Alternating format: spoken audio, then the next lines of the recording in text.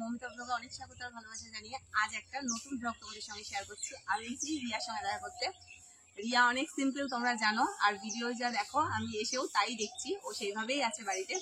আর ভেবেছিলাম সৌরভ থাকবে না বাড়িতে, সেই ফাঁকে ওর সঙ্গে দেখা করে যাবো, কিন্তু দেখছি চলে এসছে আবার।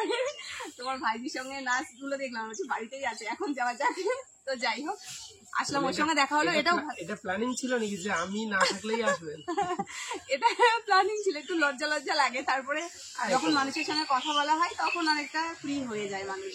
এবার না সেটা থাকলে যা হয়, যে একটা মহিলার সঙ্গে কথা বলতে অতটা ভয় লাগে না, একটা পুরুষের সঙ্গে কথা বলতে একটু হলেও ভয় লাগে, এটাই একটা ব্যাপার, মানে একটা কেমন কেমন লাগে।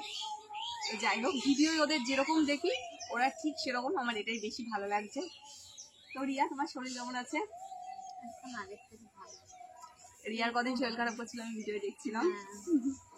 এখন ভালো, এখন খারাপ, এখন তো এখন এরকমই হবে, এখন একটু ভালো আছে, একটু পরে মনে হচ্ছে ভালো বলা যাবে না, এটা এমনই। তারপরে রিয়া শখ ছেলে না মেয়ে? ভগবান যেটা দেয়, ভগবান যেটা দেয় সেটা স্বাভাবিক। কিন্তু আমার যেমন প্রথম যখন হয়েছিল ভেবেছিলাম আমার মেয়ে হবে, খুব ভালো হবে, আমি যেগুলো শিখিনি সেগুলো আমার মেয়েকে করাবো, তো ছেলে হয়েছিল। তারপরে দ্বিতীয়বার মেয়ে আর কি হয়েছে, বিশ্বাস হচ্ছিল না তাও মেয়ে হওয়ার পরে। ডাক্তার বলেছে হ্যাঁ মেয়েই হয়েছে।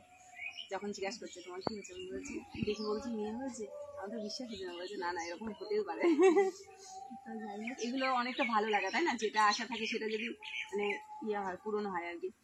আর আমাকে সবাই দেখে বলেছিল দ্বিতীয়বারেও ছেলেই হবে, কারণ আমি এত খেতাম, প্লাস কি বলবো, ঘুমোতাম, মানে সব ঠিকঠাক ছিল। লোকে বলে ছেলে হলে খারাপ হয়ে যায়, আমি ছেলের বেলায়ও ভালো হয়েছিলাম আর মেয়ের বেলায়ও ভালো হয়েছিলাম, এত কনফিউজ তোমার কেউ বুঝতে পারবে না। হ্যাঁ, ওগুলো হয় গো, ওগুলো আগেকার এমনি যেটা বলে আগেকার লোক বলে, বাট মানে যে যার যেটা হয় সেটা হবেই আর কি। তো যাই হোক, তোমাদের ভিডিওটা কেমন লাগলো অবশ্যই বলো। চলো আজকের মতো ব্লগটা এখানে শেষ, টাটা।